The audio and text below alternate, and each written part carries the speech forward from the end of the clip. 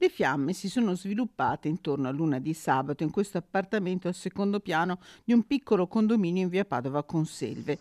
A lanciare l'allarme il proprietario dell'abitazione svegliatosi di soprassalto.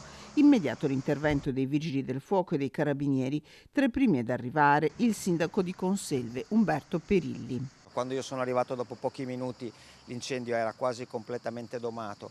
Quello che sembra a questo momento è che l'abitante di uno dei due appartamenti al secondo piano si sia assopito con una sigaretta accesa e da lì sia divampato un incendio. Lui mi diceva di aver tentato di domarlo con un secchio d'acqua, ma le porte si sono chiuse con un effetto ventosa e non è riuscito a riaprirle, e quindi è corso nelle altre 3 unità ad avvertire gli inquilini, i condomini di abbandonare immediatamente l'immobile. Qui resta adesso un odore acre di fuliggine e la paura vissuta. I due appartamenti al secondo e al primo piano sono stati per ora dichiarati inagibili.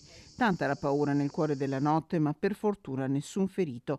Ingenti invece i danni. L'appartamento è distrutto, al secondo piano è distrutto, ci sarà bisogno di una importante opera di risistemazione, di recupero e poi verificare, perché anche nelle pareti esterne all'angolo in alto si intravedono anche dall'esterno delle crepe. Viste le probabili cause del rogo, una sigaretta lasciata accesa per errore, dal primo cittadino un invito alla massima attenzione. Non distrarsi quando si usano degli oggetti che anche solo astrattamente, anche solo potenzialmente possono creare problemi di questo tipo, perché davvero per un'inezia abbiamo rischiato grosso.